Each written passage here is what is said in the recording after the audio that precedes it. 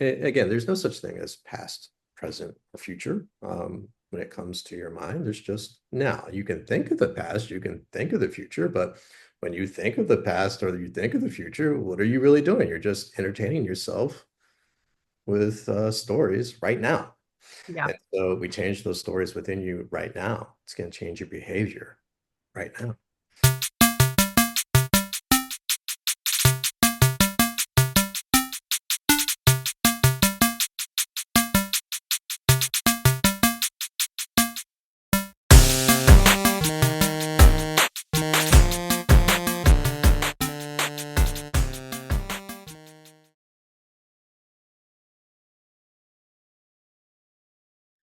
Welcome, welcome.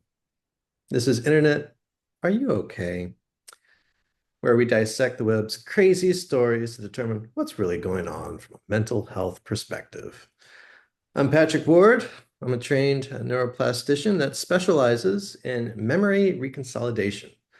What that means is I help people change their painful memories so that they stop controlling their behavior, their outlook, their perspective on life, so they can start feeling lighter, freer, and more at peace. And I'm joined today by my lovely wife, Lauren. How you doing, Lauren? Hey, I'm good. Trying to stay cool. Hot. Yeah, you can tell I got a little bit of sunburn this morning. Went and played some baseball this morning, but we're here and we're ready to get to work. Yep, Yep. I'm excited for this one. All right, what we got? What we got? Okay, so this week's Am I the A-hole is a 16-year-old female asking, is she the a-hole for yelling at her own mother? So she writes in, I understand she does a lot for me, but home is chaos. She buys pets like it's water. Since my childhood dog died, my mom has brought 56 animals home. 56. This includes frogs, dogs, geckos, birds, etc., but mainly birds. I live at home and I'm home 24/7 since I've left school now and I hate going out. The amount of birds is insane. They never stop ever. The dogs chew everything, rip clothes, ruin furniture. I've had 4 shoes chewed up, 7 shirts ripped, 3 pillows torn. Like it's just all downsides. She says, I personally love animals and have a massive empathy towards them, but this is crazy. So, main story, my mom came home with 4 new big birds. I gave her a look like, are you serious? And she said, do you like them? I said, no, we have enough. And then I started yelling, saying, we have so many animals and you're never home to take care of them. Your animals are now my responsibility. I said this because both my parents work full time and are tired when they get home. I clean up the mess, feed them, give them water, overall take care of them. But now I feel terrible. It's my mom. What if she's just trying to fill a void since the dog? I don't know if I'm in the wrong. Brutal honesty. Am I the a-hole? What you think, Bobo?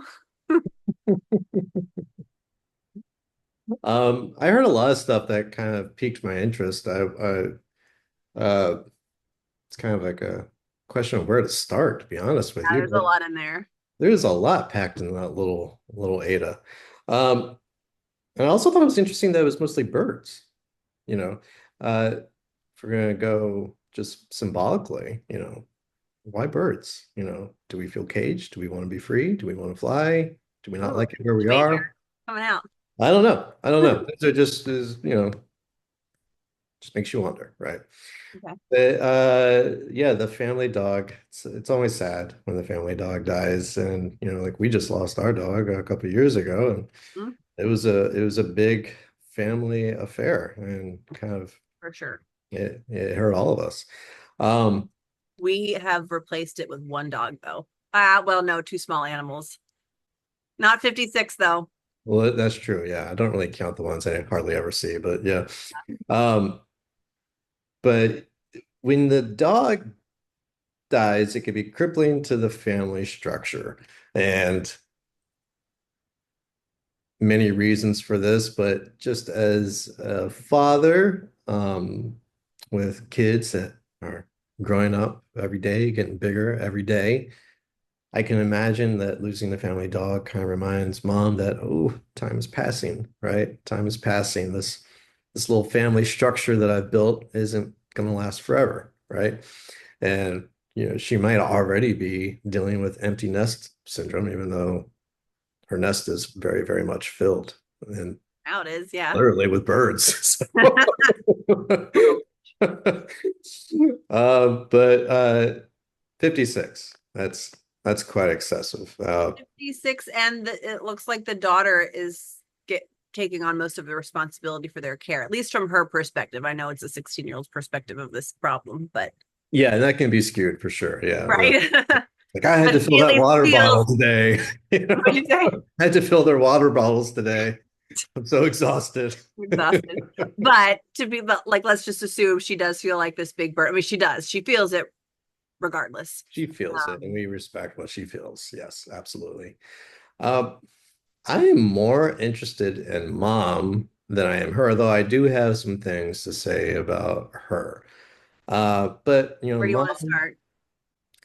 well, she's accumulating, right? She's accumulating, she's accumulating, she's accumulating. And when you hoard animals, there are many things that can be going on. But just on the surface level, she's looking to rescue, she's looking to protect, um, and she's obviously looking to nurture, right? To Wants to feel me, needed. it suggests childhood trauma.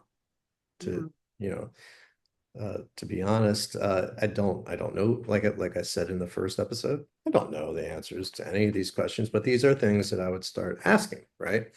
And I Right. would start digging. I'd start, prodding and poking, and be like, okay, what happened when you were a kid? Um, it suggests that she was neglected as a child, and that these animals are just kind of metaphoric expressions for that child within her that didn't receive the love, care, and attention that she needed. It looks like she had a lot of unmet needs as a kid, and that she's projecting all of this onto the animals, and she's trying to maybe heal that part of herself through these animals. Um, What is like the sense that she needs so many though? Like that's it's this like unfillable void for her. Is that yeah, just the issue that it's not necessarily about like the end of the story? It's just that bringing them in, like that's where she seems stuck. yeah, and so that kind of leads me to my second point. I'm wondering it like not only were her needs unmet, I'm wondering if there were some money issues when she was a kid. Like maybe she just like her parents had difficulty like physically providing for her like the things that she just needed, like new clothes each school semester, a toy to play with, a new toy to play with once in a while. Um, you know, maybe her parents just had trouble providing those very basic things to her, and she just felt in want most of her childhood. Mm. Don't know. Don't know. Like we said, we don't know. That's something that I would explore because I have a feeling that if I were to talk to her, I would hear a lot about mom and dad. I would think Yeah. there's a Which lot of I'm stories with growing up. mom and dad that she probably has bottled up within her. And maybe her loved ones hear about them all the time, but Yeah. I think it's something that, like, even though you talk about it, as people know, and in talk therapy, you can talk about stuff the rest of your life, and Time. that no change is going to occur. But I would talk about mom, and I would talk about dad, and I would say like, okay, were they around? Like when you were in the room with them, did they pay attention to you? Like, did they at least talk to you? Like if they had trouble providing for you, did they at least talk to you and ask you how your day was? I have a feeling the answer to that would be no. Hmm. Um, Again, this is all just knee-jerk reactions, just from having worked with people, but that's where I would poke around with her. And I bet if I were to get how she holds mom and dad within her in a Hmm. better place, some of this behavior would start to just kind of fade away. We hope. We hope. Would be like scarcity and like lack of nurturing issues in her past, maybe that you would want to work on. Yeah, there's a Yeah. scarcity mindset there for sure. And Whether it's money or time and emotion. yeah, and so what I would do with her is I would ask her like, when did you feel where what moment in your life did you feel like you were really lacking? Like, are there a few moments in your life where you felt like you were really lacking, like you didn't have it as good as those other kids? And we would go there and we would notice the emotional intensity of those memories and get them down to where they don't bother her anymore.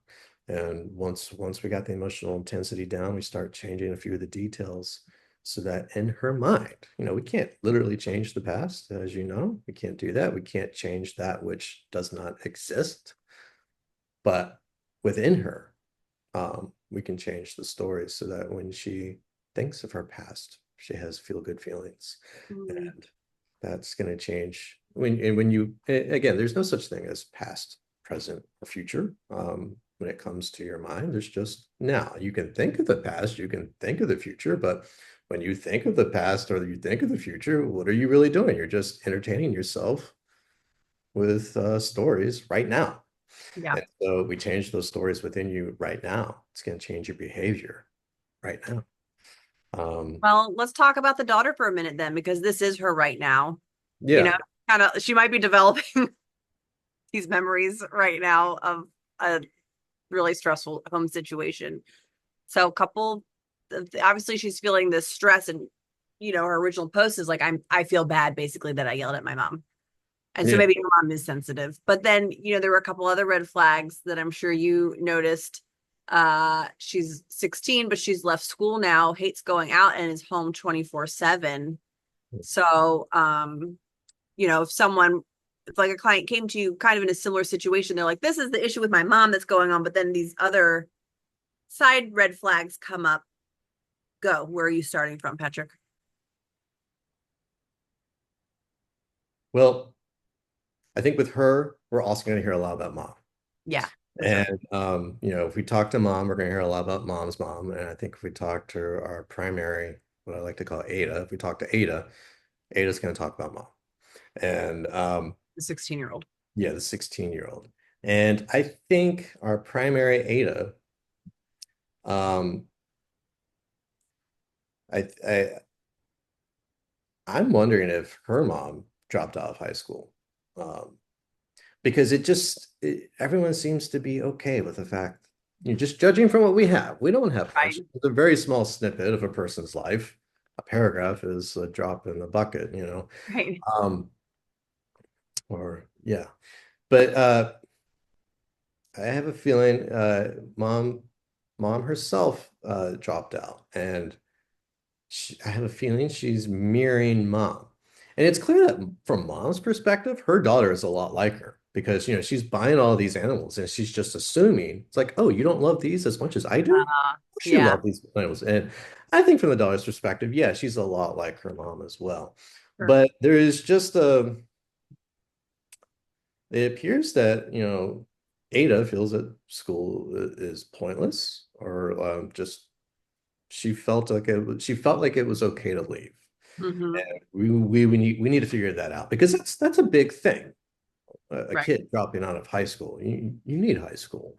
You need it for many reasons, not just getting a job. You need it for social growth and all that. Hmm. Um, And it doesn't seem like she's getting that elsewhere if she says she hates going no, out. she's staying at home, right? So, okay, what are you hiding from? You're hiding Right. from something. What are you hiding from? What happened at school? It may not have been something that happened at school, but that's the first place I would ask, like, is there school trauma with you? Because you just left and you're okay with that. And it appears that mom is okay with that too, because again, I have a feeling that mom dropped out of high school as well. Um, Interesting. but the big thing that stood out with me. Like everyone I work with, I try to kind of understand what I call their model of the world. Like Okay. what do you what do you think about life? What is it you believe? And you can get a person's model of the world by asking them questions about anything because the way you perceive one thing is the way you perceive all things. And for her, I would ask, okay, I wouldn't say this to her, but she said she knew what animals feel. So I would ask her, like, well, what do animals feel? Okay. And when she tells us what the animals feel, um, that's her just really saying, that's what I feel, right? You know, I remember talking to someone once who, she was talking about her dog, and she said, you know, my dog is the most misunderstood dog in the world. And, this world is, she wasn't meant for this world. It doesn't take any training whatsoever to realize, oh, you feel like this world Right. accept you, What are we talking about here? Yeah, who are we talking about? But Oh, we would try to get the model of the world through the animals. Um, that makes there's a sense. story going on there, and definitely there's some trauma. It appears to me that she's marrying mom. I'm not trying to discredit whatever happened to her, but I have a feeling she's modeling mom's behavior more so than anything else. But she's not exactly like mom because to her, living at home with an ecosystem is not the best way to live. Right. Uh, but there's a lot of similarities there, and I think the mom thinks she just produced a carbon copy of herself. Yeah. Um, And because maybe she that's feels like she's trying to fill a void in her daughter. Like, oh, I got you another one. Or like, here's something else you can take care of and do during your day. Yeah, because I mean, let's be honest, like this is not about the dog. The dog is Right. I representing something forgot. I'd else. already forgotten that there was a dead dog in this story. Yeah, and to be honest, they probably did too. And but there's a story with the daughter. But the mom is what's to me is the person that really needs this work and that would benefit from this work. And I have a feeling that if I worked on mom, got mom to a good place, the Yeah. daughter would follow. It was to set the tone for the household. It would just set the tone for the household. But Yeah.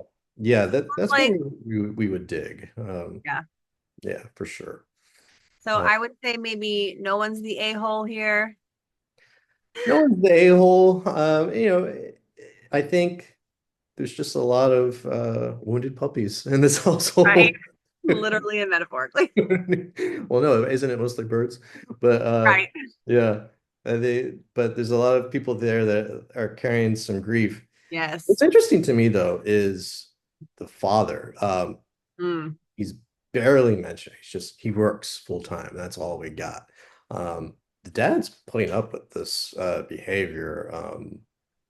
That to me is interesting. I don't know what to make of that, but he's putting up with all this crazy behavior, and he may be right on board with the wife, the mom, and that like he also needs to fill some sort of void because we tend to couple with people that are on the same emotional wavelength as us and going through like the same storylines. And so I wouldn't be surprised if he has a very similar story. But I think with mom, there's more uh there's more to work on than there is the daughter. I don't know. I don't know. But That's at least a good starting point for the family dynamics. good starting point. And yeah, when you start cleaning up these past traumas, it clears up who you are in your head right now. Yeah. And you know, sometimes people don't even want to change the story. They just want to lower the emotional intensity, and you can do that too. But Hmm. you know, like I've said before, I think it's a good idea to change the story because you're you're not going to anticipate future events happening again when you clean up the past. So like, if Yeah. you're catastrophizing about things happening, you're going to be doing that less if you clean up the stories that are in your head from the past. But again, we can always just lower the emotional intensity, and that may get people to a good place too. Yeah. That sounds great. Anyway, well, that's episode 2, folks. I hope you got an idea of what we do here. Um, see you guys soon.